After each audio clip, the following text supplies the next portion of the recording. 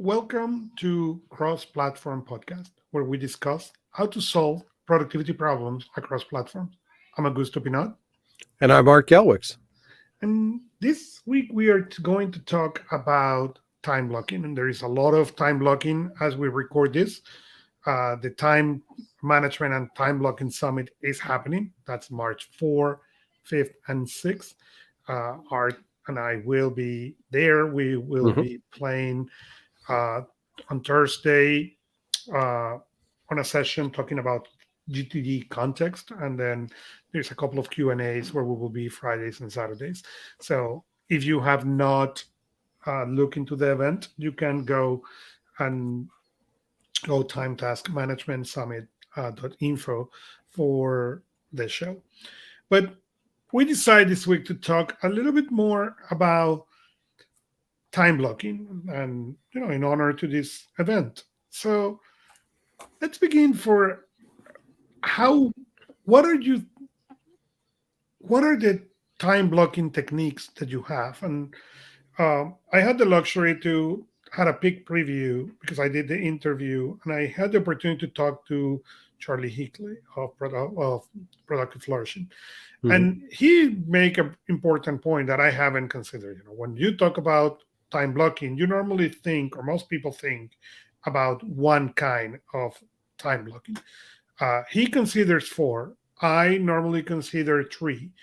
Um, for me, time blocking is time to recharge, time to work, and the rest of the time is to protect those two, especially the Okay. time to recharge.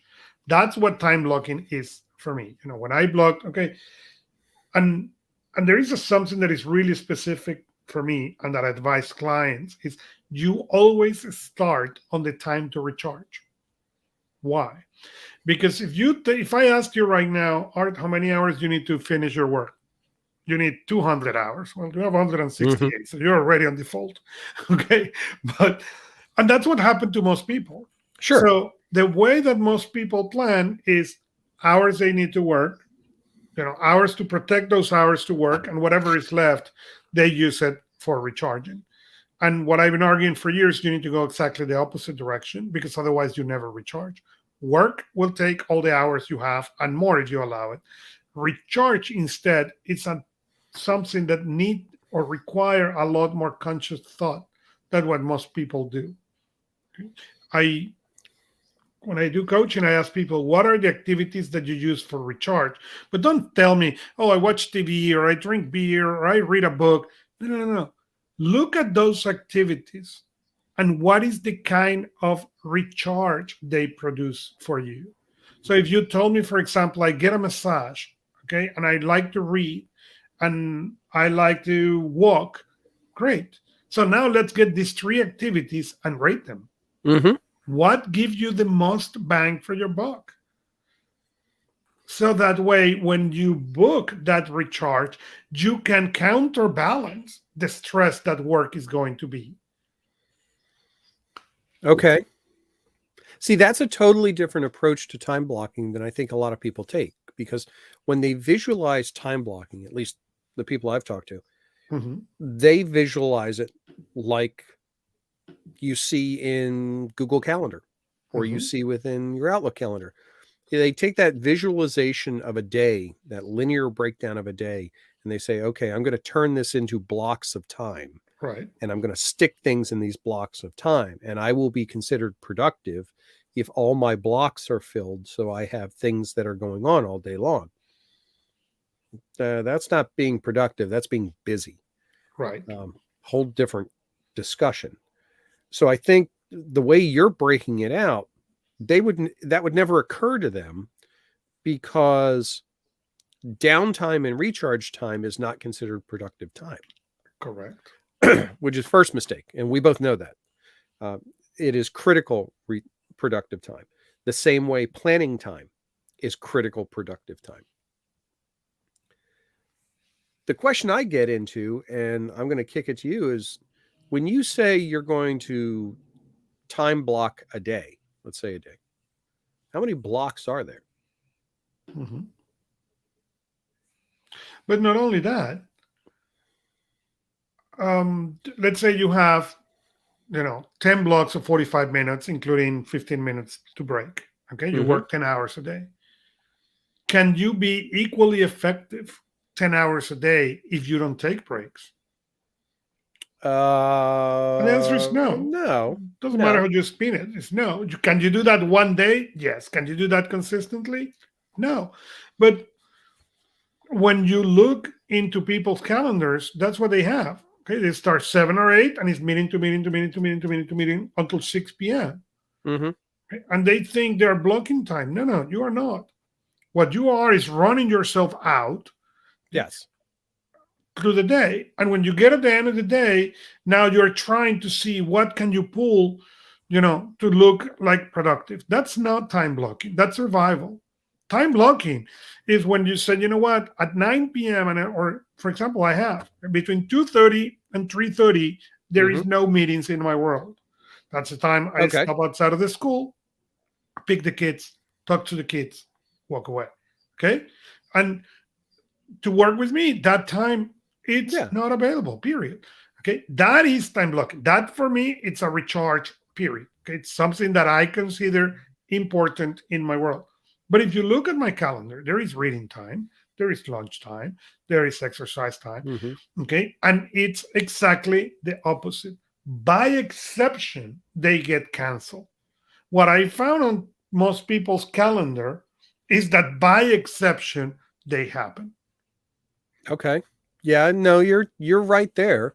Unless it is specifically a work activity, you'll have things that you put in there like, exercise time and things like that. And unless you're committed to it, that becomes the thing that either gets slid Mhm. or gets deleted to make up for something else.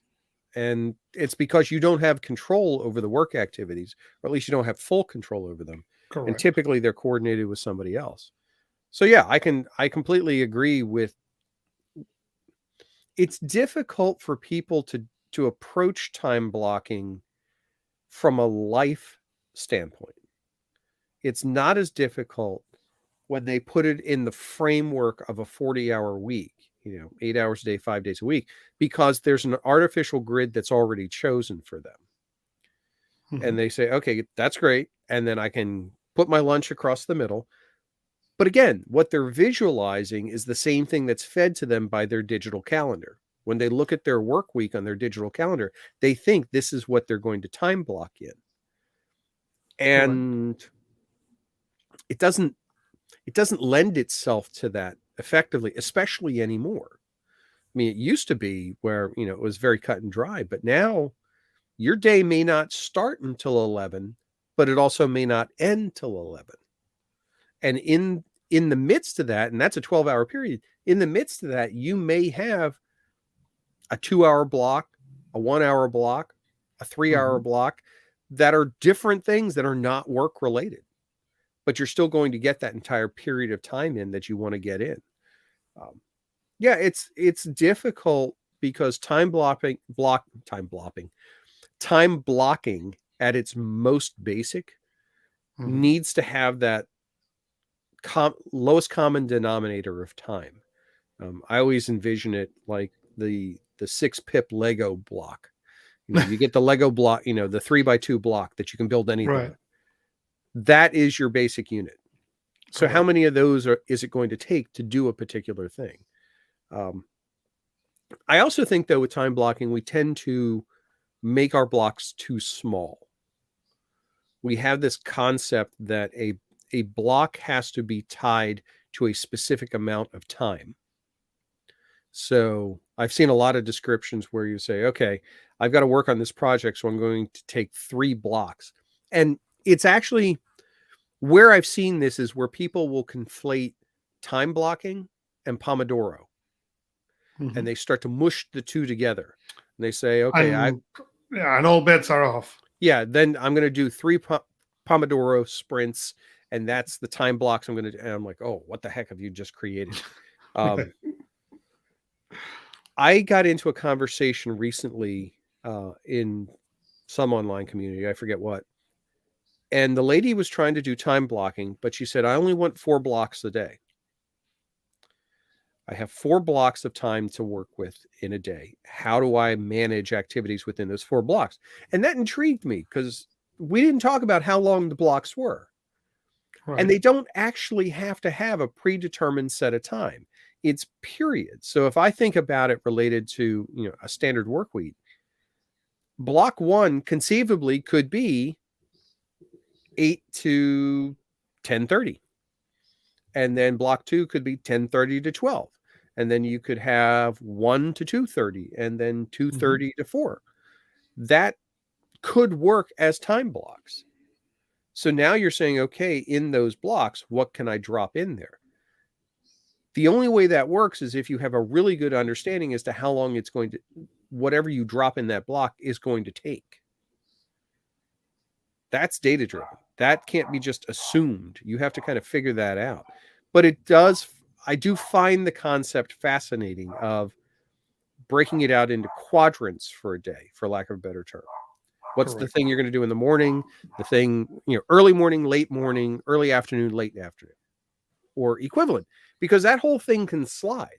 And that's what I like about it, is that you could say early afternoon, early evening, late evening, and then you have the morning open.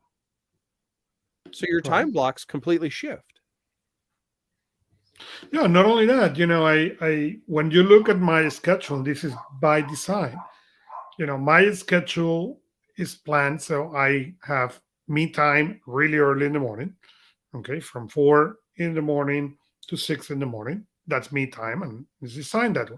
And then at 6:30 in the morning, I go to kids mode, okay, and from 6:30 to 8, and then at 8:30 I go into work, okay, and work happens until 2:30, and then I'm out again from 2:30 to 3:30 because that goes back to kids time, and it's designed that way. It's not random. That's the way I want it to be, and but that means my blogs, play that way, and as you said, it's not a Pomodoro. It's block times like meetings require planning.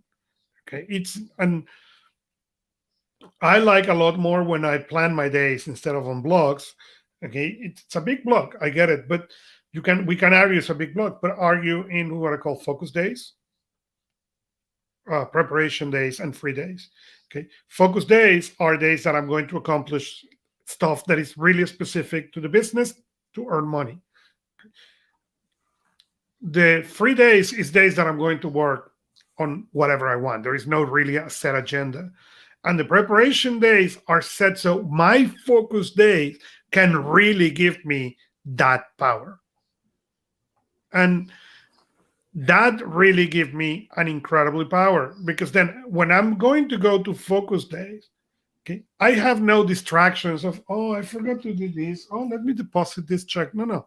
I have a short list of things that I'm going to be really focusing on and nothing else.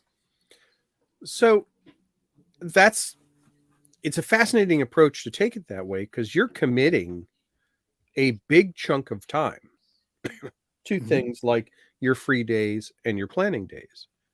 And I know a lot of people, myself included, will often struggle with that. Earlier this week, I had Monday was just chaotic. It just went all kinds of different directions, not through any fault of lack of planning or lack of structure. It's just things changed. So when we talk about time blocking, I think one of the struggles we have, and I want to know how you handle it with this type of structure as well. What do you do when it goes off the rails? What do you do when the rules change and the blocks that you have allocated have to be altered? So let me give you an example of that. Okay, that was on Monday. This week happened to be on Monday. Okay, I went and I had planned a planning week. Okay, and I had a client call me with an emergency, and I needed to drop everything to go and attend that. Okay, so I did. Okay, took care of the client, came back to the office. At the time I came back to the office, And then at that time, I went and sit and replanned the whole week because I knew that Tuesday I was not going to be able to spend the time on the focus as I planned, because basically I spent 6 hours solving these problems that I was not able to use to protect Tuesday. So that changed. So I could do it later on. And that happened. Change happened. The important thing is how you're going to change that. And I said there are certain blocks in your calendar, weekly review for me, Mm-hmm. okay, focus days for me, that if I need to renegotiate, they renegotiate time 2 to 1. Okay, so for example, I have 3 meetings in my calendar that are important to me. One is my block time on Mondays. Okay, Mm-hmm. I don't take meetings Monday morning. Okay, if I need to take that, the rule is that I need to find not 2 hours, 4 hours in my calendar to be able to renegotiate that. Oh, When you put that rule, okay, that makes you look really hard about renegotiating that. true. I get that. Okay. Same thing with the weekly review. If you tell me we need to meet at my weekly review time, that means I need to find 4 hours to move that weekly review now. Mm-hmm. That is not easy to do most of the days. So is that encouraging you to choose time blocks that you know are not likely to be moved? Correct.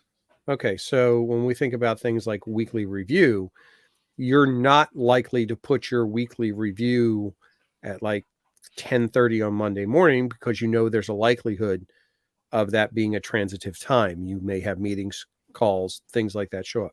So you're forcing yourself to say, you're almost creating bands of time around your key volatile times to say that I can put these blocks don't tend to move. So these are ones that get locked in, front and back at the bookends of a day, for lack of a better term. That's an interesting approach to doing it. I like that approach, and it's actually kind of similar. I've been going this week through and setting up a calendar scheduling tool, Calendly. And one of the things that I did like about it during initial setup is that I can define specifically what, quote, office hours are. But within those office hours, I can provide alternative sets. So for a particular type of work, like making myself available for coaching times, I have a smaller set of hours within that larger set of office hours that people can pick from for coaching work. And I know the coaching work will only show up during that time period. Right. Now it's in that bigger block of work time. So if somebody grabs a coaching hour, that's not available for regular work conversations or consultations or things like that.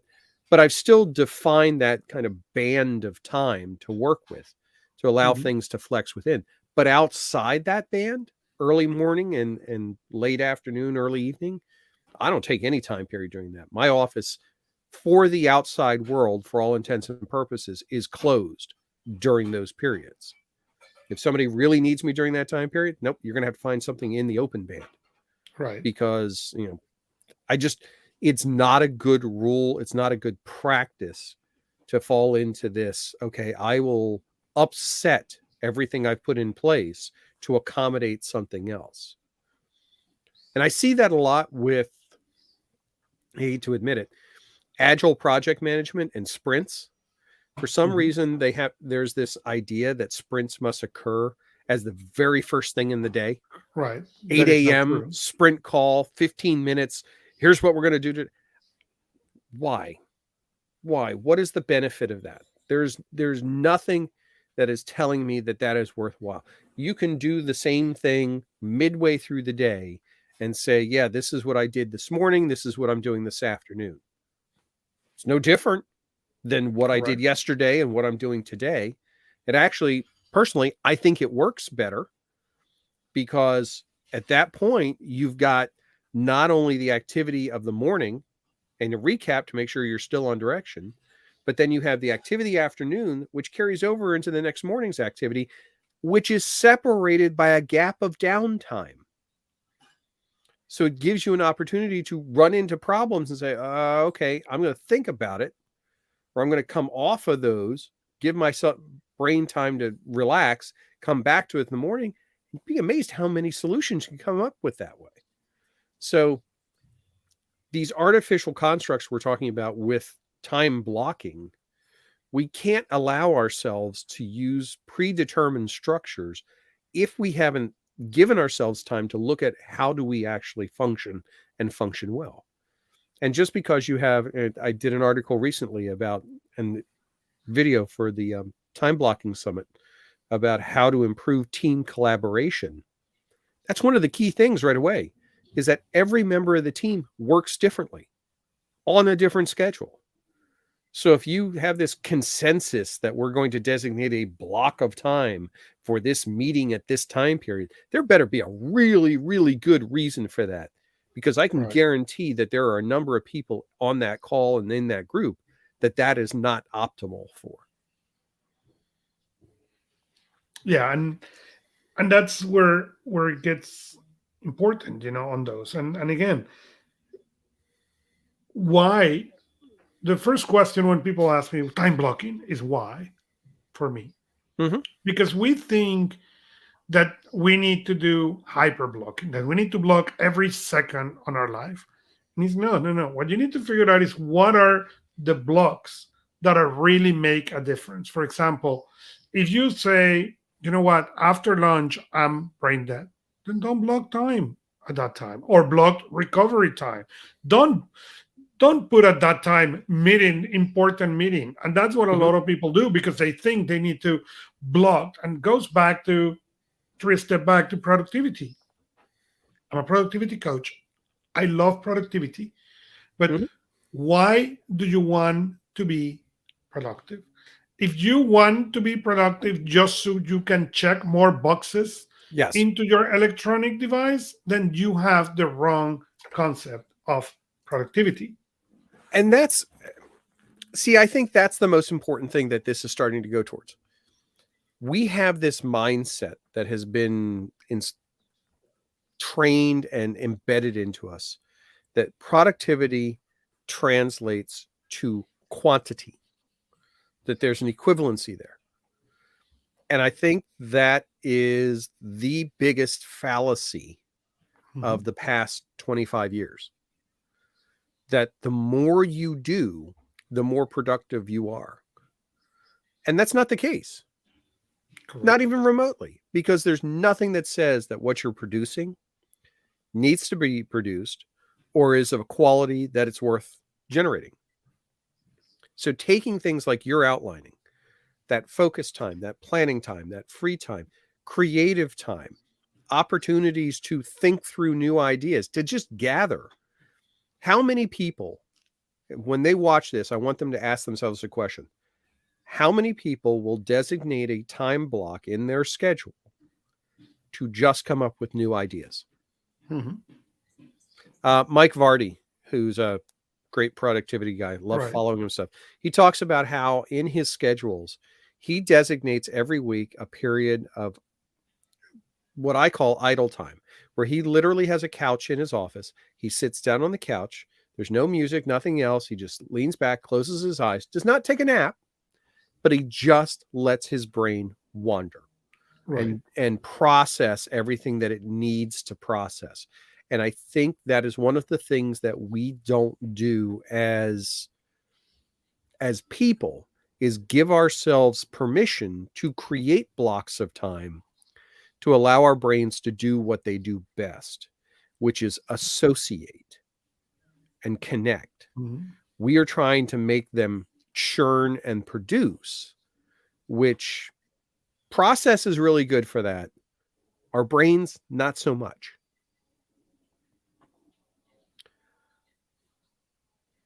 So as we start to explore this a little bit more and we talk about time blocking, there's a bigger challenge. And I think a lot of people conflate time blocking with task management too. So for example, they'll look at their to-do list and they'll start transferring to-do items into time blocks. Right. I haven't found that to be effective for people because, as I mentioned earlier, unless you have a really good understanding as to what's involved, exactly the amount of time it's involved to do a particular thing, you're going to have a really hard time finding the right size time block. Mm-hmm. You're just not going to be able to connect those dots. So what do you do? What do you tell someone who says, I have this massive to-do list that I need to get done, and I've heard this thing time blocking. How do I make it work? How do I deal with my to-do list using time blocking? That is not going to work. That is the same thing to say, well, let me move to the new tool. I have a long list of tasks, and I'm going to leave my current task manager because obviously it's not working, and I'm going to go and move to this one who has these features. If you, Lewis Carroll used to say, if you don't know where you're going, any road will do. If you don't know what you Oh want yeah. to accomplish and what you need to accomplish, who cares? And time blocking is exactly that. If you don't understand why you're blocking time to, Mm-hmm. okay, and how you're going to balance that and what that blocking time means to you and to your energy levels, it's irrelevant. Let's block a time. Fine. You can block the time on the calendar. That doesn't mean that you're going to get the most out of that. Yes. Okay. Number one. Number two, fine. You're now going to block them from 9 to 11. You're going to tackle your task list. Do you have everything in that task list? Are they really next actions? Or when you open that list, you are going to get, let's say, change tire, change tire. What do I need to do here? I don't know. And then you're going to throw your Yeah. hands in the air Mm-hmm. and forget. And number two, what is what you're going to gain with this time block and what you're going to lose if you need to renegotiate this time blocking? Yeah. Because otherwise, it's like the lunch time block. How many people have lunch on their calendar and they never take lunch at that time, or they take lunch chunking on top of the keyboard while they are talking about in a phone meeting? Yeah. Many, No, plenty. I agree. And that is that is that is a lack of respect for yourself. If you're going to put those time parameters in place and make that mental commitment and know that at any given moment you're willing to completely discard that due to outside influence, then why do it in the first place? You're just Right. going to say, hey, throw whatever you want on my to-do list. I'll do it, whatever. I was actually looking at a post just a few minutes ago, and the comment was very interesting because it says your inbox is a to-do list generated by other people. That's not all that wrong. So Right. you think about all that stuff coming in there and getting that handled and getting that processed. I think time blocking can give you the control, but it does require a disciplined commitment to say that my blocks are as valuable, if not more valuable, than the blocks for other people. Right. So if I think about, for example, if I have client work to do, I have to do an analysis. There's a 2-hour time block I want to set up to do it. I have to recognize a couple of things. One, I may not finish the work in that time block. That's okay. I'll see how much I get done during that time period. Mm-hmm. Second, I have to have, and you talked about this a little bit earlier, I have to have a plan on how to get into the time block and get out of it again. So what it's going to take to get me started efficiently and what's going to set the groundwork for me to be able to come back to that later on. And I think that's one of the big things that people struggle with the most, and I struggle with quite a bit. It is easier to just keep going than it is to spin down and restart later on. Right. So the lunch scenario that you talked about, you're working all morning. You've worked, 4 time blocks through the morning. You've been plugging at something. It is easier to skip lunch, drive through that time block and keep working than it is to find a way to stop and restart. And Right. I say that that's a really bad thing, because if you're not taking the time to that 5 minutes, 10 minutes on the outside at the end of a block to say, what have I gotten done? And what do I need to do to get this started Mm-hmm. again whenever I start it again? Then I challenge that you don't really have an understanding as to what you've done. You don't know where you've accomplished. You can't transition it because Right.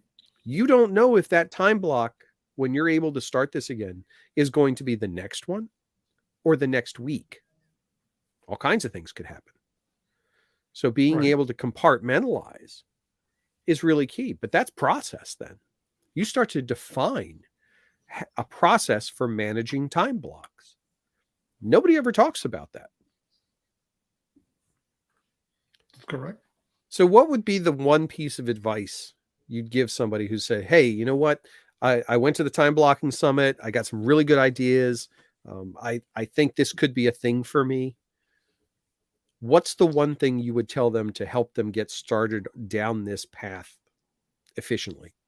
Every time, number one, for every time block that you do for work, for accomplished things, you should have an equivalent time block that balance yourself. So a resting time block. If you say I need 45 minutes of, and I'm going to work into this. One example, weekly review.